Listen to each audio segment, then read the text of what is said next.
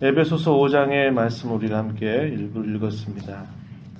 이 에베소서 5장에서 주어지는 여러 권면들의 근거는 앞에서 4장 17절 이하로부터 특별히 24절까지 그리스도의 은혜로 말미암아 옛사람을 벗고 새사람이 되었다라고 하는 것에 근거해서 그리스도 안에서 거듭난 자가 어떻게 살아가야 될 것인가, 세상 가운데 또 교회 가운데 주어진 삶을 어떻게 살 것인가에 대한 몇 가지 교훈들을 이렇게 주고 있습니다. 1절 말씀에 보면 바울 사도는 성도들에게 이렇게 권하는 겁니다. 하나님을 본받는 자가 되라, 이렇게 먼저 권합니다. 그 하나님께로부터 사랑을 받는 자녀가 된 것처럼 사랑 가운데서 행할 것을 말씀하는 것, 그것이 하나님을 본받는 그런 삶의 모습임을 이렇게 말씀해 주고 있습니다. 2절 말씀에 보면 그리스도께서 너희를 사랑하신 것 같이 너희도 사랑 가운데서 행하라, 이렇게 표현하죠.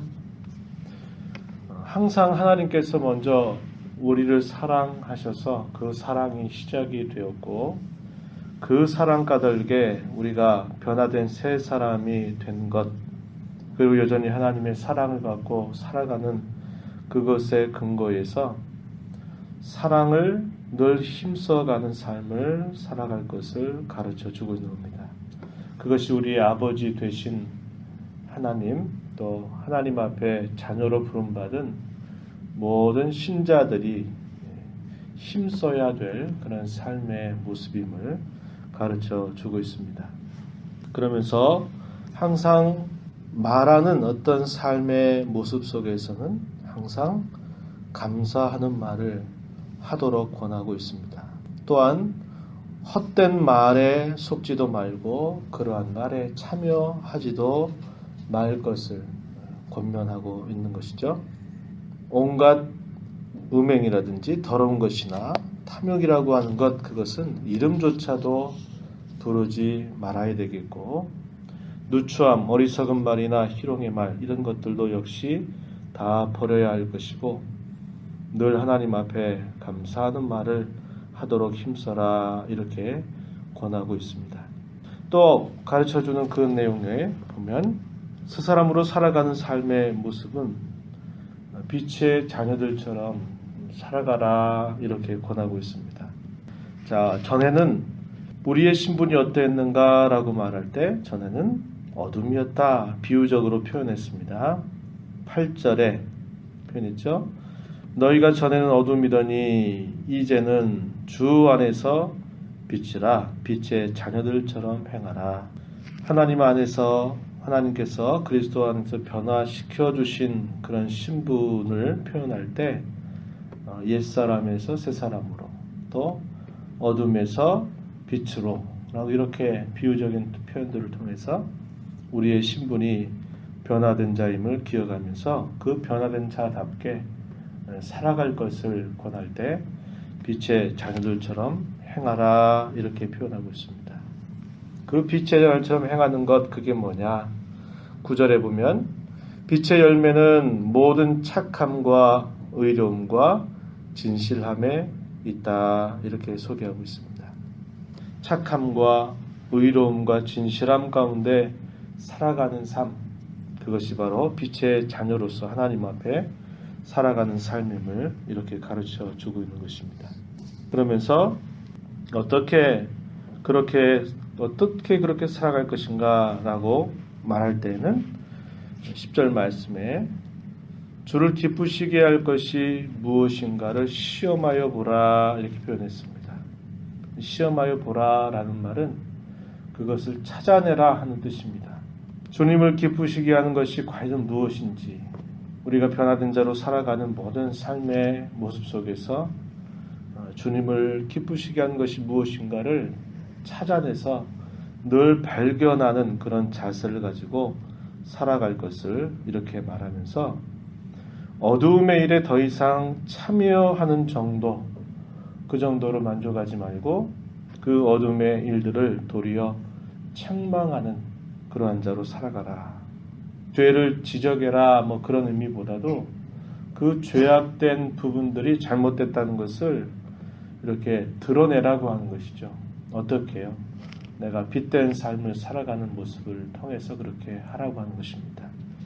마치 옛적에 노아의 시대 때 노아의 행실이 어떠했는가 히브리서 11장에서 말할 때 그의 삶 자체가 당시의 모든 사람들이 살아가는 그런 삶이 잘못되었다라는 것을 드러내는 모습으로 살았던 것처럼 세상 사람들이 다 이렇게 저렇게 살아간다 하더라도 하나님 앞에 부름받은 자녀인 것처럼 그들의 삶의 모습을 본떠지 않고 살지 않고 하나님의 말씀을 부여잡고 살면서 뭐 바보 취급을 당하고 박해를 당하고 어려움을 당해도 그 말씀을 부여잡고 살면 그게 뭐한 것이라고 말했습니까? 온 세상 사람들을 다 정죄하는 자와 같은 삶을 산 것이다. 이렇게 표현한 것처럼 여기서도 어둠의 일에 참여하지 않는 정도로 이 정도면 됐다. 이런 게 아니고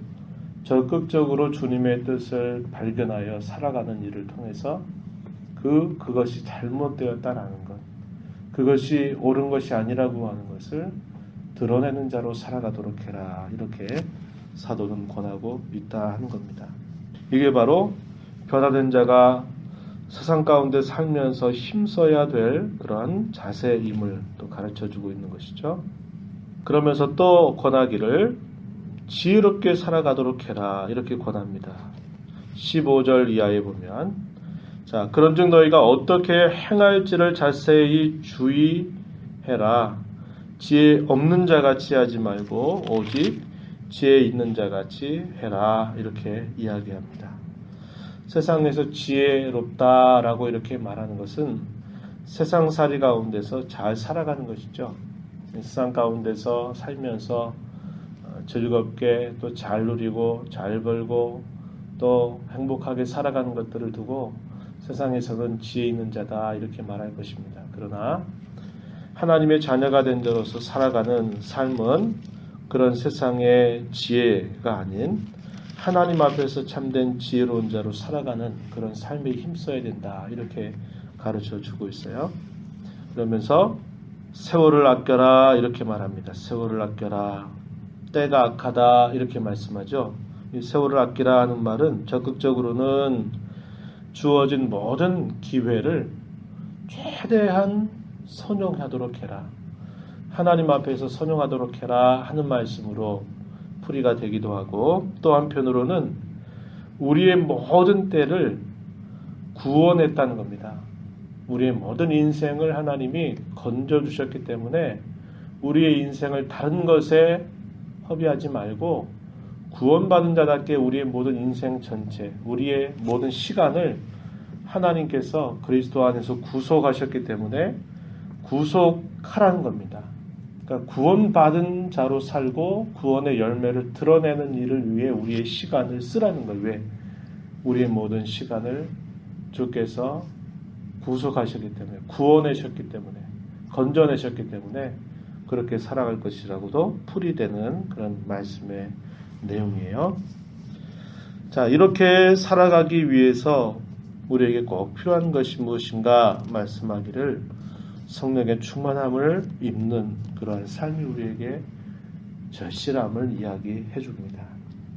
여기 18절 말씀 술 취하지 말라 이는 방탕한 것이니 오직 성령으로 충만함을 받으라 이렇게 표현하죠.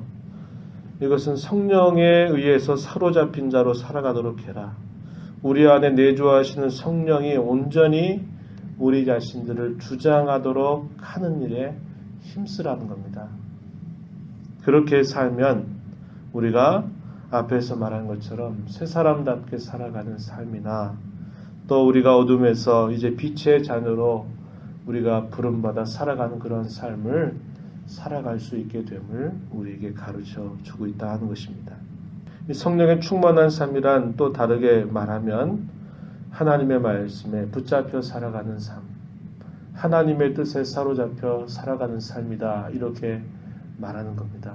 성령의 충만함을 우리의 어떤 감정적인 어떤 우리의 어떤 느낌이나 그런 것에 치중해서 이해할 때는 이런 성령 충만한 삶은 우리가 하나님 앞에 열심히 간절하게 구하면 다 되는 정도로 이렇게 생각하기 쉬운데, 그런 의미만이 아니고 그것은 하나님의 말씀을 늘 붙잡고 그 말씀에 사로잡히는 자로 살아가기를 늘 강구하면서 살아가는 삶과 마찬가지다 이 말이죠. 그래서 성령의 충만함을 늘 살도록 힘써야 됨을 가르쳐주고 있습니다. 그것은 말에 있어서 우리의 말이 바뀌는 거죠. 불평하고 원망하고 죄된 헛된 말을 하는 그런 모습이 아니라 시와 찬송과 신령한 노래들로 서로 화답하고 또 우리의 마음으로 주님을 노래하면서 찬송하는 그런 모습으로 나타나고 또 늘 감사하는 그런 모습으로 나타나고, 마지막 21절에 보게 되면 그리스도를 경외하는 그런 모습 속에 서로가 서로에게 복종하는 그런 삶으로 나타남을 가르쳐 주고 있는 것입니다. 그래서 이 그리스도를 경외함으로 서로 피차 복종하는 그런 삶의 모습이 이제 22절부터 길게 6장 9절까지 쭉 주어지는 거죠.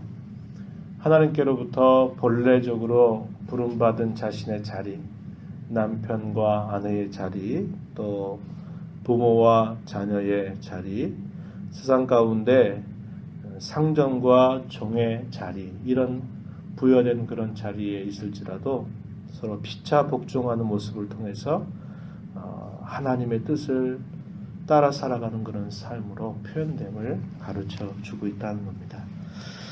저와 여러분이 오늘 아침 이 말씀을 읽으면서 내가 변화된 자인가 한 것을 묻고, 예, 제가 주 안에서 주의 은혜로 변화된 자입니다 라고 이렇게 우리가 분명히 답변한다면 우리가 어떻게 살아야 될까요? 하나님께 사랑을 받았기 때문에 우리가 사랑의 삶을 힘써 가면서 그분을 본받는 자로 살아가기를 다짐하고, 어둠에서 빛의 자녀들로 우리가 부름받은 것을 기억하면서 빛 가운데서 살아가면서 하나님의 뜻이 무엇인가를 언제나 삶 속에서 찾아내고 발견하는 그런 삶. 우리에게 주어진 인생의 때라고 하는 것은 한정된 시간인데 그 시간을 하나님 앞에서 가장 지혜롭게 살아가면서 우리에게 주신 모든 시간을 주님이 구원하셨다고 하는 사실을 기억하면서 모든 기회를 선용해서 하나님의 뜻을 행하는 자로 살아가는 삶. 이러한 삶을 살기 위하여 성령의 충만함을 늘 입도록 간구하면서 살아가는 삶을 힘써야 된다. 이렇게 가르쳐주고 있습니다. 저와 여러분이 구원받은 자로서 이러한 삶을 우리 생에 다하는 날까지 주 앞에서 힘써가며 살아가는 우리 모두가 되기를 진심으로 축복합니다. 하나님 아버지 감사합니다. 복된 주일을 저희들에게 허락하셔서 이 날이 여호와께서 저희들에게 베풀어 주신 날인 줄 알고 이 날을 주 앞에서 지켜가게 해주심을 참으로 감사합니다. 오늘도 주님 앞에 모여서 한마음과 한뜻으로 저희를 구원하신 하나님을 온전히 예배하는 귀한 시간 되게 하시고, 예배 중에 임재하신 하나님을 배없는 귀한 시간 되도록 하나님께서 인도하여 주옵소서. 저희들을 사랑하셔서 저희들의 모든 신분들을 주 예수 그리스도의 은혜로 말미암아 구별하시고 건져주신 귀한 사랑을 감사하면서 오늘도 구원받은 자의 행복을 주 안에서 온전히 누리며 살아가는 저희 모두가 되도록 인도하여 주옵소서.